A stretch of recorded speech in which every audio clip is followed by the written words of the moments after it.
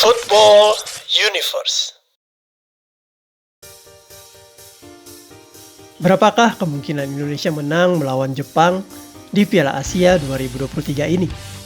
Berikut analisa kami. Please like, comment, share, dan subscribe channel ini jika cerita-cerita sepak bola kami bermanfaat.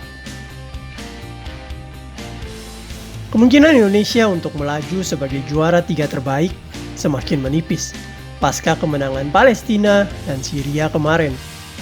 Kini Indonesia harus bersaing ketat dengan Bahrain dan Oman untuk memperebutkan posisi 3 terbaik. Jika Indonesia tidak ingin bersaing dengan Bahrain dan Oman, maka satu-satunya cara adalah bermain imbang atau menang melawan Jepang. Ini adalah misi yang sangat-sangat berat bagi timnas Garuda, karena Jepang adalah tim terbaik di Asia saat ini. Mereka menduduki peringkat 17 FIFA dan memiliki pemain-pemain yang sebagian besar berkarir di Eropa. Jepang juga ingin menang dalam pertandingan ini, karena mereka baru saja mengumpulkan 3 poin dan kekalahan dari Irak membuat Jepang seperti tercambuk untuk bangkit. Jadi pertarungan antara Indonesia versus Jepang kali ini bagaikan bumi dan langit. Tetapi jangan pesimis dulu dengan situasi tersebut. Selalu ada kemungkinan meskipun itu hanya 1% agar Indonesia dapat mengalahkan Jepang. Dalam konferensi pers, Coach Sintayong yang menyatakan akan memanfaatkan kelemahan Jepang yang sudah dipelajari dari pertandingan Jepang saat melawan Vietnam dan Irak. Kelemahan pertama dari timnas Jepang yang paling menonjol adalah pertahanan mereka mudah ditembus lawan. Ada celah yang selalu terbuka di pertahanan Jepang saat ini, yang memungkinkan Vietnam mencetak 2 gol dan Irak mencetak 2 gol. Di pertandingan saat melawan Vietnam, Jepang ada celah saat tendangan sudut, tendangan dari luar kotak penalti, dan saat menghalau bola muntah.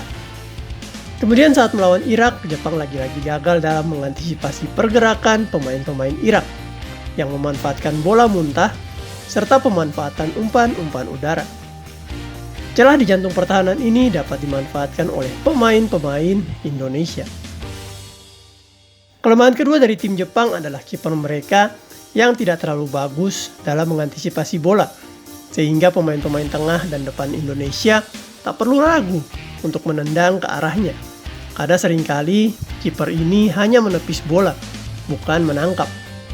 Bola muntah hasil tepisannya dapat dikonversi menjadi gol jika pemain-pemain Indonesia terus berlari untuk menyambut bola muntah. Kelemahan ketiga dari Jepang adalah mereka juga tidak cukup baik dalam menangkal serangan balik. Di pertandingan ini jelas Jepang akan menggempur Indonesia layaknya Manchester City menggempur Luton Town. Semua sisi pertahanan kita akan coba ditembus oleh Jepang. Mereka akan mengerahkan 7-8 orang untuk maju menyerang dan menyisakan 2 atau 3 orang saja di lini pertahanan mereka. Hal ini dapat dimanfaatkan Indonesia untuk melakukan serangan balik cepat dengan harapan bisa mencetak gol. Jika Indonesia bisa melakukan ini, maka permainan Jepang pasti akan mulai kacau dan bisa jadi mereka dapat dikalahkan. Tentunya kelemahan-kelemahan Jepang ini sudah terus dianalisa dan dicari solusinya oleh tim pelatih mereka. Tetapi Coach Sintayong dan tim juga berusaha melihat peluang sekecil mungkin yang bisa dimanfaatkannya. Taktik dan strategi terbaik pasti juga akan dipersiapkan dan sepertinya Coach STY akan tetap mempertahankan formasi 4 back. Jadi kemungkinan Indonesia akan bermain dengan formasi 1-4-5-1 atau formasi 1-4-2-3-1. Hal ini dikarenakan kedua formasi ini sangat efektif dalam menangkal penyerangan Jepang dan dalam menggempur mereka dengan serangan balik cepat. Kalau ditanya berapa persen kemungkinan untuk Indonesia menang melawan Jepang, jawaban kami adalah ada 1% kemungkinan. Kami sadar bahwa kemungkinan Jepang memenangkan pertandingan ini adalah 99%, tetapi kami menyisakan 1% untuk Indonesia membuat sejarah serta keajaiban. Jika Indonesia mampu mengalahkan Jepang malam ini, maka akan menjadi malam yang tak akan pernah dilupakan oleh semua fans Indonesia. Tetapi jika kalah, kita pun harus tetap bersyukur, karena melihat perjalanan tim nasional Indonesia sampai sejauh ini. Harusnya sudah sangat baik. Permainan Garuda sudah berkembang sangat pesat. Kita mampu mengimbangi Irak, mampu menang lawan Vietnam dengan cara bermain yang sudah sangat benar. Saat ini timnas Garuda diisi oleh pemain-pemain muda yang mungkin 4-5 tahun lagi akan sangat bersinar. Dan di tahun tersebut, sepak bola kita akan berjaya. Di luar sana memang narasi untuk mengganti pelatih STY berkumandang keras jika Indonesia gagal lolos ke 16 besar Piala Asia.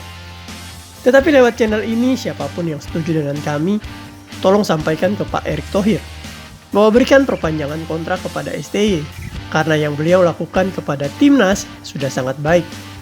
Beliau membangun formasi bermain taktis yang sangat jauh berbeda dengan timnas terdahulu yang taunya hanya bola panjang ke depan dan gocekan 7 hari 7 malam.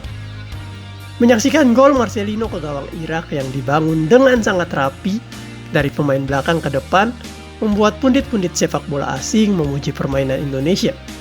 Untuk itu sekali lagi, tolong Pak Erick perpanjang kontrak STY apapun hasilnya di Piala Asia ini. Untuk semua pemain yang ada di skuad Garuda, kami juga akan terus mendukung kalian dan mengingatkan kalau peluang menang nanti malam itu masih ada. Pemain-pemain Jepang secara teknik dan pengalaman mungkin jauh di atas kita. Tetapi yang pemain-pemain Indonesia punya adalah semangat juang untuk buat Ibu Pertiwi bangga. Jadi tolong berjuang sampai keringat dan nafas terakhir. Masuk lapangan, tunjukkan kepada Jepang semangat 45 kita. Kita adalah bangsa yang tak mudah menyerah. Ewako. Semoga laga nanti malam Indonesia dapat mengalahkan atau bermain imbang melawan Jepang.